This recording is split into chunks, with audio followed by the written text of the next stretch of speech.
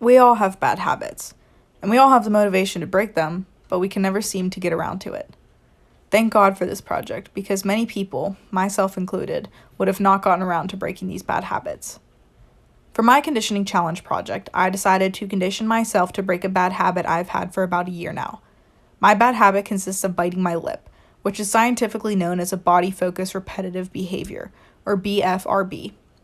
It can be much more severe for people, but for me, I bite my lip to distract myself from the anxiety and stress happening in my life. I've bitten my lip so bad to the point of finding myself spitting out blood, and I've even had one instance where I bit my lip so hard that I couldn't feel that side of my face. So obviously, this is not ideal, healthy, or a good coping mechanism. So I was excited to experiment on myself and end this once and for all. After a while of figuring out what I was going to do to stop biting my lip, I finally came up with a solution. I did some research and found chewing necklace toys on Amazon. Yes, I know it sounds ridiculous, but I was desperate to stop biting my lip. I ordered them and got to experimenting. For my experiment, I would chew on the necklace every time I found myself biting the inside of my lip. This would be during online classes, late at night before bed, or even scrolling through my phone during the day. I tallied up every time I had the chewing necklace in my mouth and every time I was biting my lip when I didn't have it around. Although I still did bite my lip here and there, I had more tallies under the category of the chewing necklace. After a few weeks, I finally started to see results, which was very refreshing. To conclude my experiment, I found that the chewing necklace helped me a lot. Every time I found myself biting my lip, I would chew on the necklace to relieve my stress.